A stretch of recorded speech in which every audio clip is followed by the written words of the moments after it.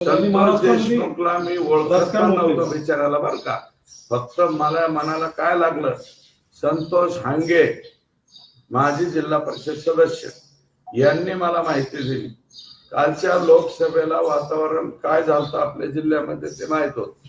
मस्साजोग हे मराठा समाजाचं गाव आणि पंकजाताईंची रॅली होणार होती. संतोष हांगेकर ते पोरगा तो इतका चांगला होता की संतोष हांगेंचं जे गाव आहे त्या गावाचं खरंच चांगलं डेव्हलपमेंट संतोष हांगेंनी केलेलं आहे.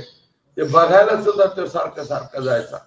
संतोष दादा मी काय करू, माझ्या गावाचं डेव्हलपमेंट करायचं नाही, कोणत्या योजनेत पैसे आणायचे, काय आणायचे. आणि ह्याच संतोष हांगेंनी स्वतः मला फोनवरती सांगितलं की रॅली चालू व्हायची पंकजाताईंची, तुम्हाला सत्कार करावा लागणार. तर ते अख्खं गाव म्हणत होतं की सत्कार करायचा नाही त्यांचा पंकजाताईंचा. पण तरी संतोष दादा म्हणल्यामुळं ते म्हणलं नाही बाबा, आपल्या गावातून यायचं, तिथून रॅली जायची, सत्कार. या संतोष देशमुखनी पंकजाताईंचा सत्कार केलेला आहे लोकसभेच्या वेळेस. आणि आता नमिता मुंदडांचा बूथ प्रमुख राहिलेला आहे भारतीय जनता पार्टीचा. भारतीय जनता पार्टीचा मी आमदार आहे.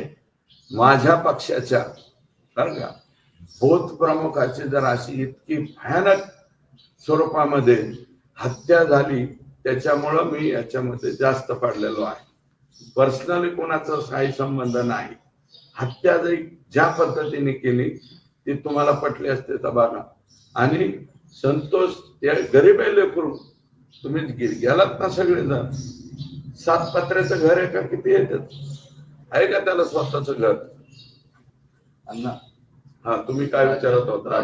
राज्याच्या तुम्ही विचारा, तुम्ही अगोदर विचारला होता ना. संतोष देशमुखांच्या खून प्रकरणामध्ये जिल्ह्यात आणि राज्यात आता राजकारण होतं आणि जे पालकमंत्री होते आधीचे त्यांना आता टार्गेट केलं जातं. या सगळ्याच्या टार्गेट अजून टार्गेट नाही, टार्गेट केलं जातंय असं काय संबंध आहे त्यांचा? मग हे कोण आहेत त्यांचे? ते स्वतःच मानलेत ना. आणि पालकमंत्री यांनी 12 डिसेंबरला या राज्यामध्ये RR पाटील साहेबांचं एका स्टेटमेंट वरती, ते बी त्यांना हिंदी नीट नाटकी येत नव्हती, मला वाटतं त्याच्या मनात ती भावना नसेल RR पाटला बर का.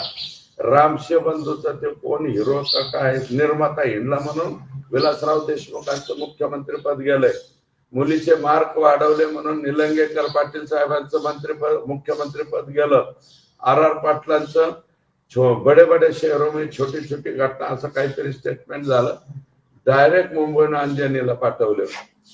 12 डिसेंबरला आपले एक्स गार्डियन कोणत्या भाषेत बोललेत तुमच्या समोर? त्या क्लिप का परत फिरवत नाहीत तुम्ही? त्याचा राजीनामा मागणार. एक मिनिट ऐका, मी कुठं राजीनामा मागतो? ते राजीनामा वगैरे ते निर्णय मुख्यमंत्री उपमुख्यमंत्री करतील.